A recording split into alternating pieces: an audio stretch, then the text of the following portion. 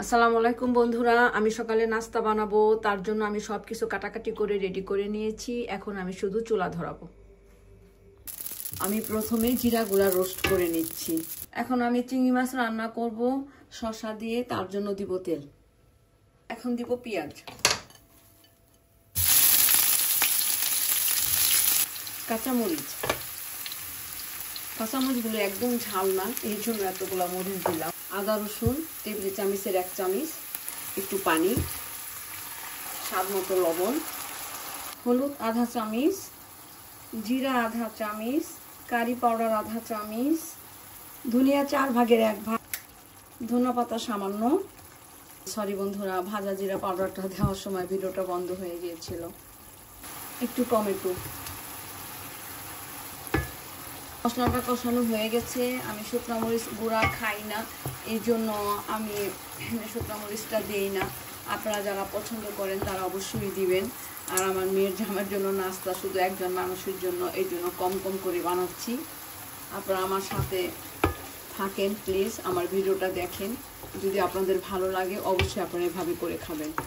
আমার চিংড়ি মাছটা কষানো হয়ে গেছে। এখন আমি শসাগুলি দিব। আমি সামান্য একটু পানি দিয়ে ঢেকে দিব। 10 মিনিট পরে আমার চিংড়ি মাছ আর শসার তরকারিটা হয়ে যাবে। ঢেকে দিচ্ছি। 10 মিনিট হয়ে গেছে, আমার চিংড়ি মাছের তরকারিটা হয়ে গেছে বন্ধুরা। এখন আমি একটু ধনিয়া পাতা দিব, একটু বেশি করে ধনিয়া পাতা দিব। আমি এখন তরকারিটা নামাই দিব। আর চিংড়ি মাছ আর শসার তরকারিটা হয়ে গেছে। আমি এখন মাংস রান্না করব, তার জন্য দিয়েছি তেল, পেঁয়াজ, কাঁচামরিচ আর লবণ। বন্ধুরা, আমি একটু তেল বেশি পছন্দ করি, এই জন্য তেল বেশি দেই।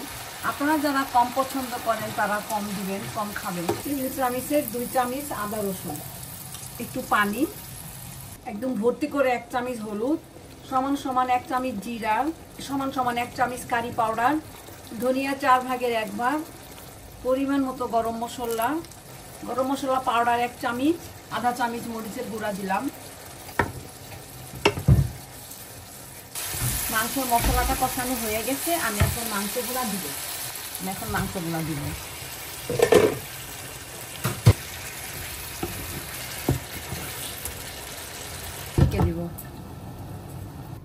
আমি দেখবো আমার মাংসটা আর কতটুকু টাইম লাগবে। হ্যাঁ, হয়ে গেছে। আর বেশিক্ষণ টাইম লাগবে না, আর 10 মিনিটের মতো লাগবে। 10 মিনিট পরে ইনশাল্লাহ আমার মাংস তরকারিটা হয়ে যাবে। আমার মাংস রান্নাটা হয়ে গেছে। এখন আমি একটু এলাচি গুঁড়া দিব আর একটু রোস্ট জিরা দিব। এখন আমি এটা দম দিব। 5 মিনিটের মতো দম দিয়ে রাখবো। আমার রান্নাটা হয়ে গেছে। এখন আমি এটা ঢেলে দিব। আমি এখন একটু ধনিয়া পাতা দিয়ে গার্নিশ করব।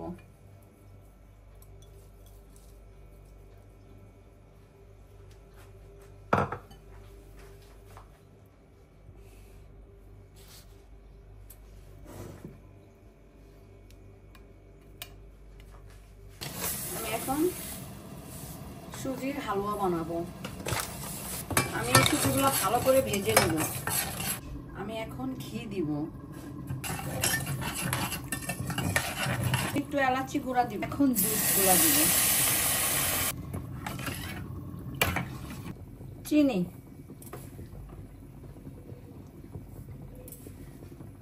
আমি এই চামচে 3 চামচ চিনি দিলাম। সুজির হালুয়াতে একটু মিষ্টি বেশি দিতে হয়। সুজিটা হয়ে গেছে বন্ধুরা, হালুয়াটা হয়ে গেছে। আমি এখন এটা ঢেলে দিব। লাচ্ছি পরাটা বানাবো, তার জন্য নিয়েছি ময়দা, পরিমাণ মতো লবণ, আর দিব একটু তেল। বন্ধুরা, আপনারা তেল দিতেও পারেন, নাও দিতে পারেন, এটা আপনাদের ইচ্ছা। তবে তেল দিলে একটু পরোটাটা মজা হয়, আর তেল না দিলেও কোনো সমস্যা নাই। এটা সম্পূর্ণই আপনাদের ইচ্ছা। যে তেল খায় সে তেল দিবে, যার তেলের সমস্যা হয়েছে সে তেল ছাড়াই বানাবে। আমি 1 কিলো আটা নিয়েছি। এখন আমি ধীরে ধীরে গ্লাস দিয়ে পানি দিব। আমি 1 গ্লাস পানি একদম সরাসরি দিয়ে দিলাম। এখন আমি আর 1 গ্লাস পানি নিলাম। এটা থেকে এখন দেখি আমার কতটুকু পানি লাগবে। ধীরে ধীরে পানি লাগবে। আর আমার এই পানিগুলা গরম, আর একটু পানি লাগবে।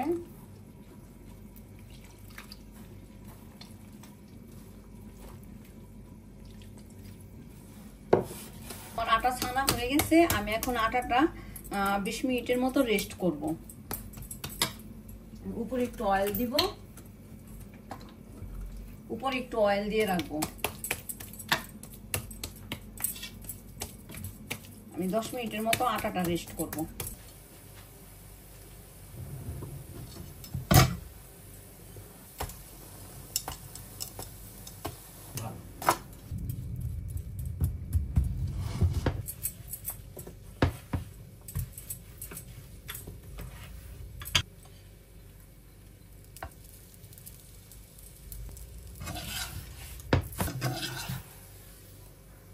বন্ধুরা, আমাদের নাস্তাটা হয়ে গেছে। আপনারা সবাই আসেন, আমাদের সাথে নাস্তা করবেন। আপনাদের দাওয়াত।